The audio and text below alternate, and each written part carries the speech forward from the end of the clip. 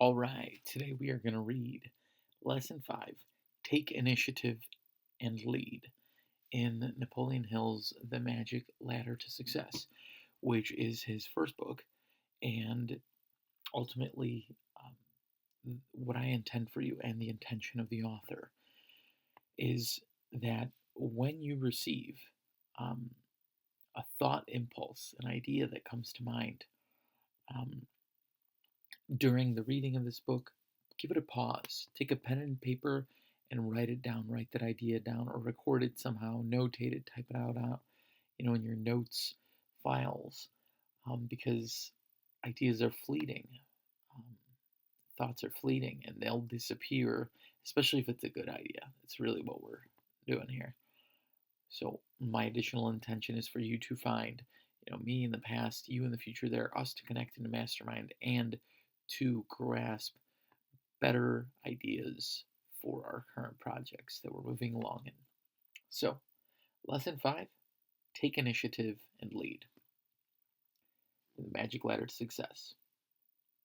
All people may be placed in one or the other of two general classes. One is known as leaders and the other as followers. The followers rarely achieve noteworthy success and never succeed until they break away from the ranks of the followers and become leaders.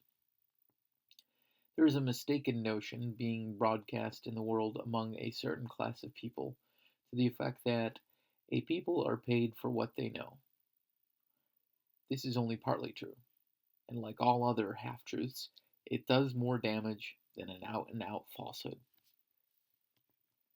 The truth is that people are paid not only for what they know, but more particularly for what they do with what they know, or what they get others to do.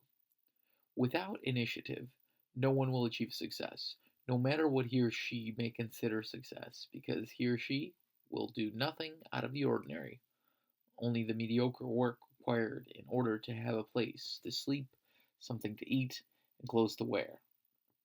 These three necessities may be had without the aid of initiative and leadership.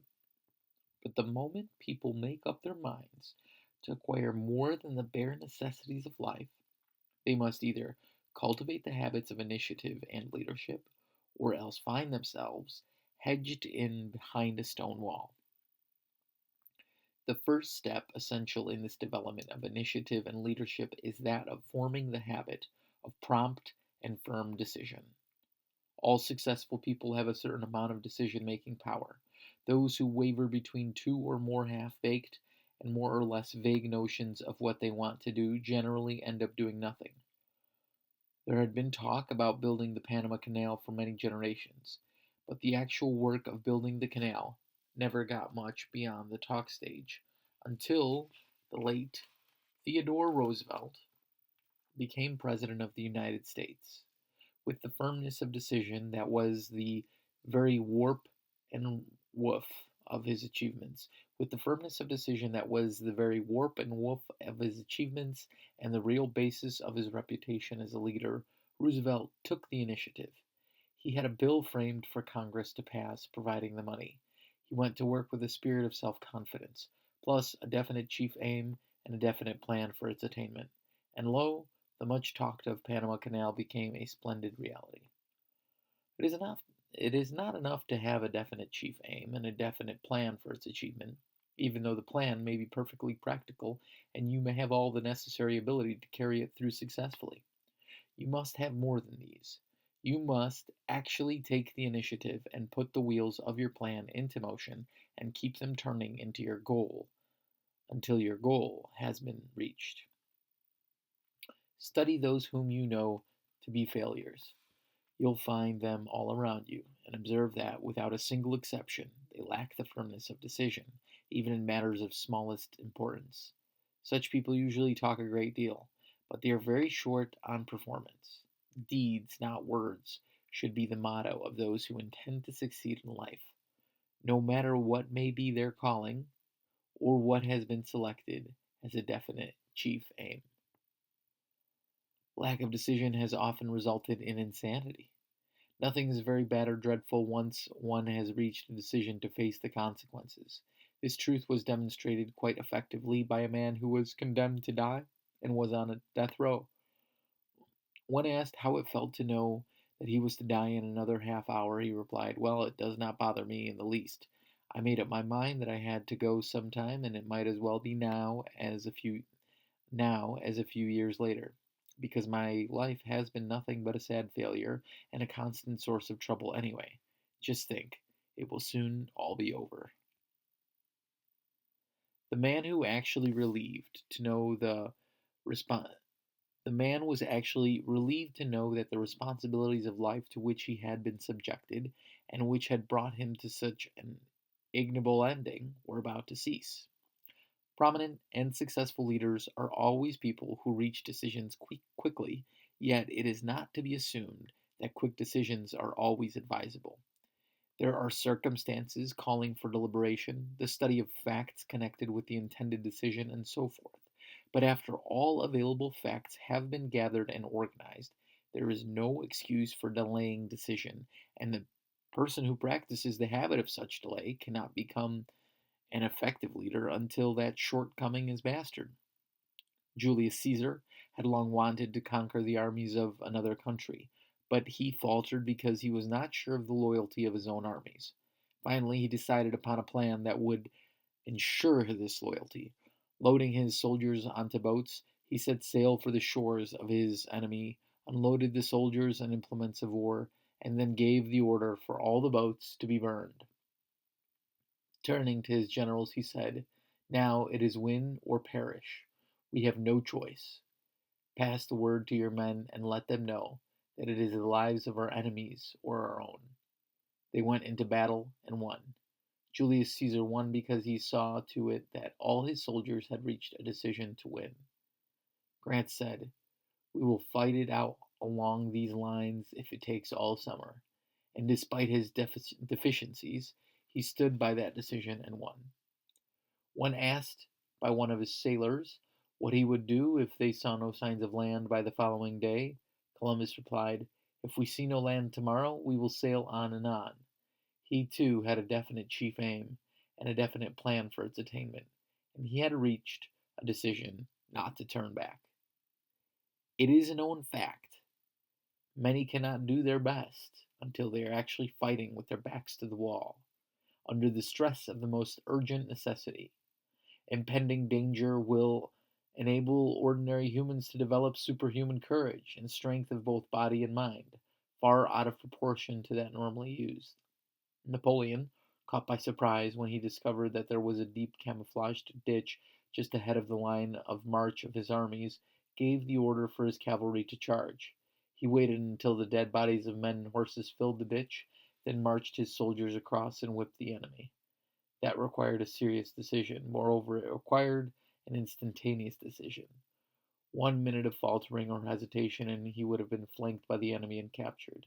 He did the unexpected, the impossible, and got away with it. In the field of selling, nearly all salespeople are met with the stereotyped alibi. I will think I will think it over and let you know later, which really means I do not wish to buy, but I lack the courage to reach a definite decision and frankly say so. Being a leader and understanding the value of initiative, the real sales leader does not take such alibis for an answer. That salesperson begins immediately to assist the prospective purchaser in the process of thinking it over. And in short order, the job is completed and the sale has been made. Truly, that's that. In sales, if someone needs to think it over, like if that's their general thing, they're not going to have the right resources later. So you need to just have them think it over right then. You can ask questions. Um, you should ask questions. Some people say don't question, but you got to figure out what they're actually thinking about, or just jump in for the close and say something like, "There's nothing to think about. You need this," and if your whole sales process beforehand actually was that fact, not if you're just bringing it up right there. But they should know by your whole sales process that it is something that they want. Shouldn't have really showed up as a lead, most likely, if it wasn't. But if you didn't do a good job, and that's what it is. You got to find out, um, and then you'll falter until you win. So you learn from that.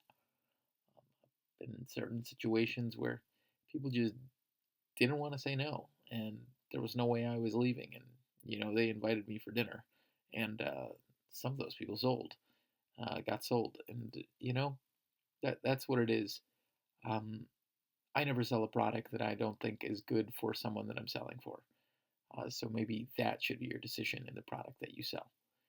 Uh, if you'd like some guidance in the future, feel free to connect with me in my email down below. Besides that, keep on reading. The next chapter is coming up. And of course, if you just started here, go to the first ones. I'm telling you, the whole thing about this book, the whole intention, frequentially, what is set in these words, in these actual words, if something comes to mind, pause it. If the video is not done here, just pause it and write it down, write that idea down, and then come back to us here. This is part of the mastermind that we're intending for the past and the future. And truly, um, you will grasp ideas, sometimes not in this moment, but if you keep with this book and keep with other high frequency books like this, you will get better, more good, efficient ways to complete the projects that you're working on. I call everything, pretty much a project, right? Um, so that's what I'm using it as that term. I I want to invite you to check out some of my gratitude videos. They're called daily doses, daily doses of thanks, daily doses of tea, because true gratitude is, in fact, really the awareness of your moment and the awareness of what you're already gratifying and appreciating, especially if you don't actually like it in the moment. So feel free to just search DDOT or, go to my page, which obviously the icon's there. Um, Besides that, I appreciate you. I hope you have an awesome day and definitely keep reading this book. Um, don't watch too much entertainment. You don't. You know it's not good for you. Take in whole knowledge. This here is what we're doing. Peace.